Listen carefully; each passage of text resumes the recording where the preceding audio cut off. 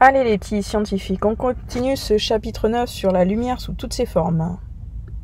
Donc aujourd'hui, on va aborder l'activité sur la lumière. Est-ce une onde électromagnétique ou des photons? Telle est la question. Et cette question, justement, a divisé la communauté des physiciens jusqu'au XXe siècle. La réponse au problème, en fait, c'est la dualité onde-corpuscule. On va voir ce que c'est que ce truc-là. Donc pour bien comprendre quel est le débat qui existe dans la communauté scientifique jusqu'au XXe siècle, vous allez mettre la vidéo sur pause, lire les documents A1 à 4 et ensuite réfléchir et citer les différentes expériences qui sont en faveur soit de la défense du modèle ondulatoire, soit du modèle corpusculaire. Je vous laisse réfléchir. Donc parmi ces 4 expériences, celles qui sont en faveur du modèle ondulatoire de la lumière sont la mesure de la vitesse de la lumière dans l'eau et dans l'air. On a mesuré qu'elle allait plus vite dans l'air, ce qui était en concordance avec le modèle ondulatoire. L'autre expérience, c'est la diffraction. En effet, lorsque une lumière rencontre un obstacle, par exemple un fil très fin comme un cheveu ou une fente dont les dimensions sont inférieures à la longueur d'onde de l'onde lumineuse, on observe une figure de diffraction que vous avez sur la photo, figure bien particulière et qui ne peut s'expliquer que par le modèle ondulatoire de la lumière.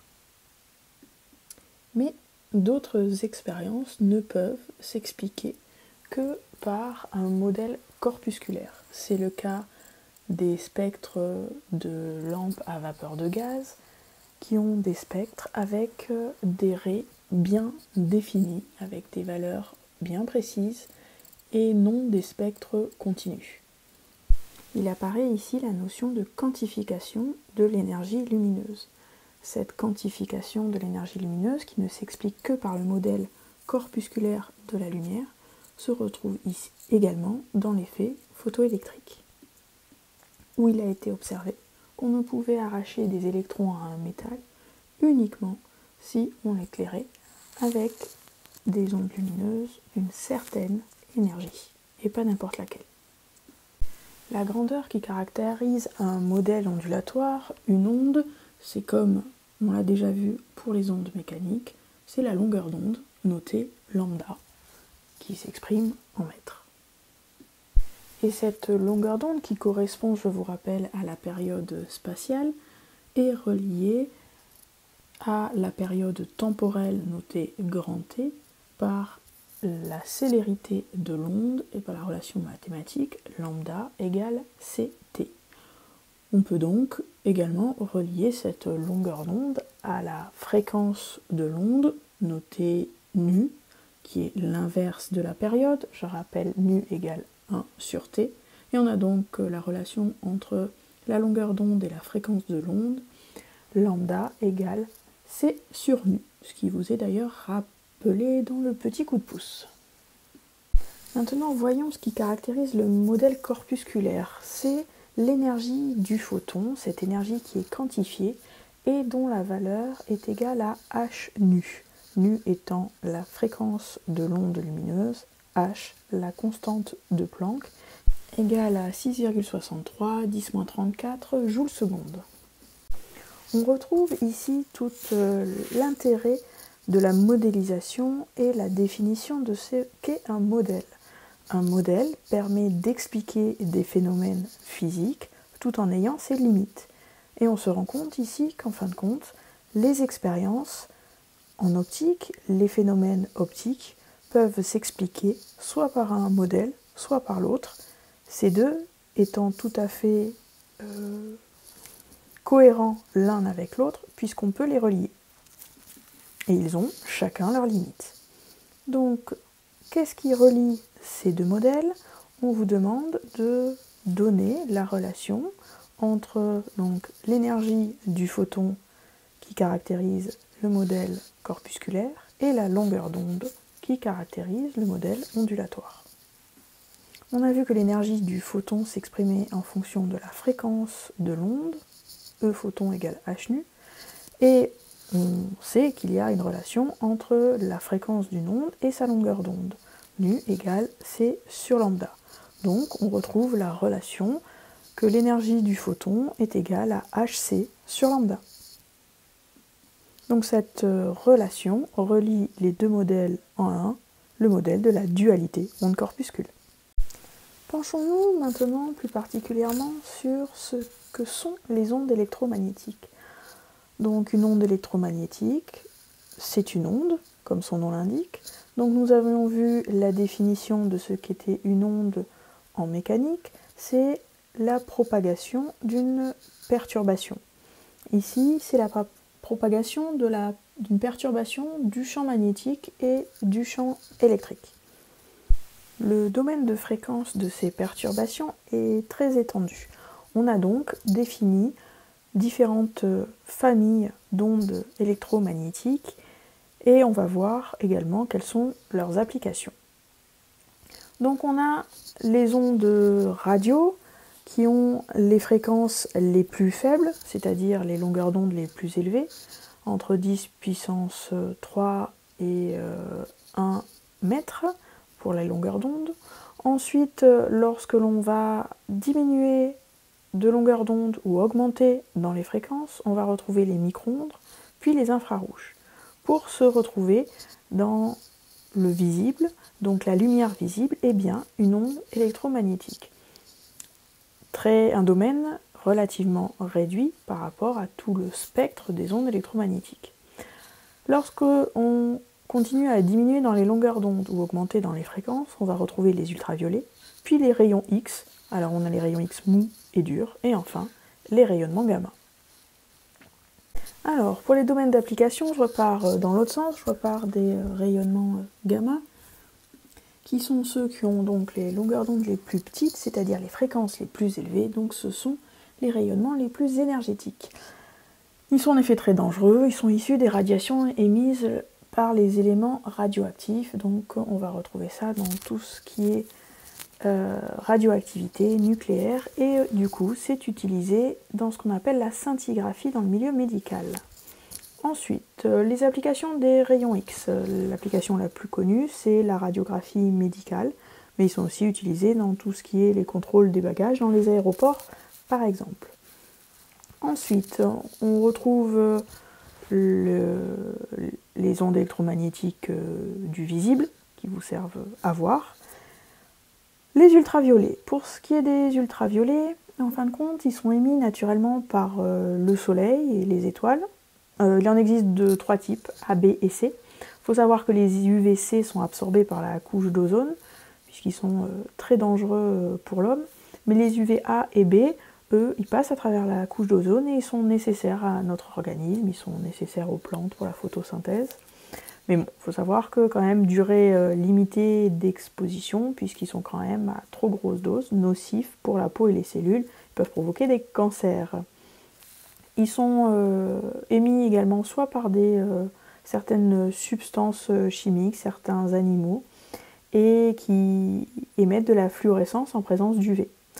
On les utilise dans les lampes à bronzer, qui sont utilisées à petite dose, et parfois même sont devenues interdites d'ailleurs, et dans les détecteurs de faux billets.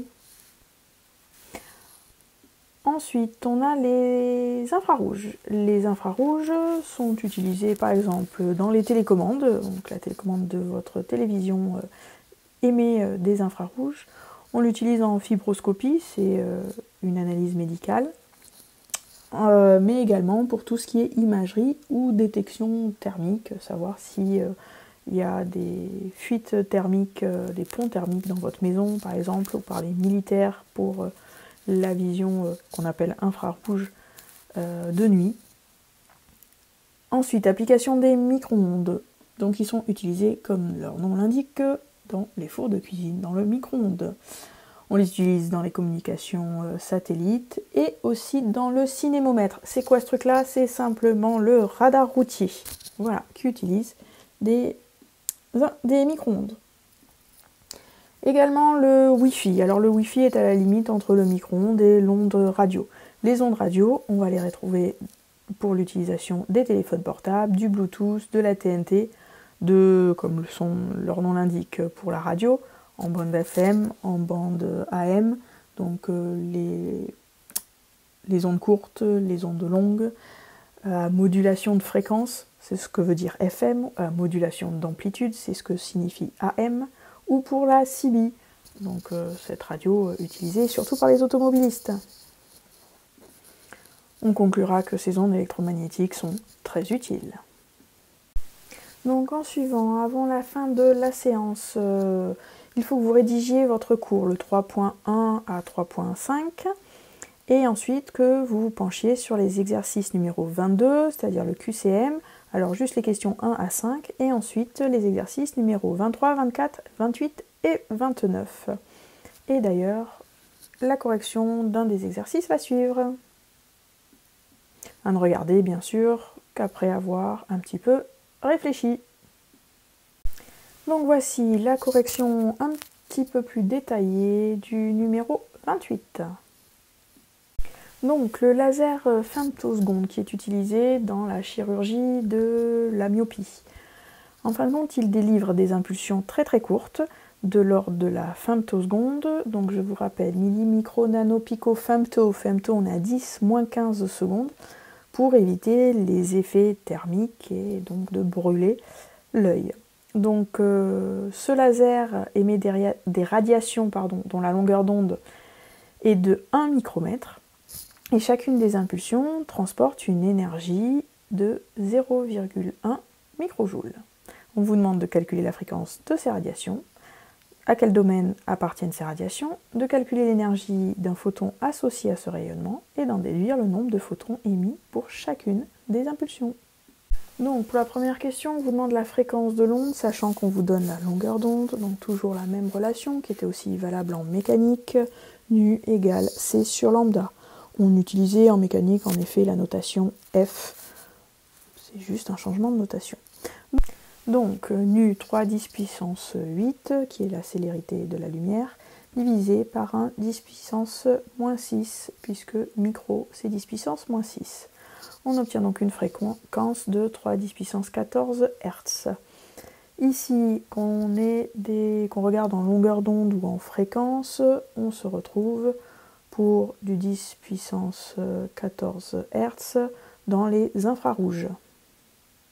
Maintenant que l'on connaît la fréquence de notre radiation, on peut calculer l'énergie des photons associés avec la formule l'énergie d'un photon égale h nu, avec la constante de Planck, h qui est de 6,63 10-34 fois 3 10 puissance 14, on a l'énergie d'un photon qui est de 2 10 puissance moins 19 joules. On écrit nos grandeurs avec un chiffre significatif, comme à la question précédente, puisque la donnée dans le sujet, la longueur d'onde, est écrite avec un seul chiffre significatif. Enfin, dernière question, on vous demande le nombre de photons émis à chaque impulsion. Étant donné qu'on connaît l'énergie d'une impulsion qui est de 0,1 microjoule, donc 0,1 10 puissance moins 6, et qu'on connaît l'énergie d'un photon, et bien le nombre de photons est l'énergie de l'impulsion divisée par l'énergie du photon. On obtient, après calcul, 5 10 puissance 11 photons qui sont émis à chaque impulsion. Bonne fin de journée mes petits scientifiques, rendez-vous à la prochaine séance. Merci bien, c'en est terminé pour cette séance d'aujourd'hui.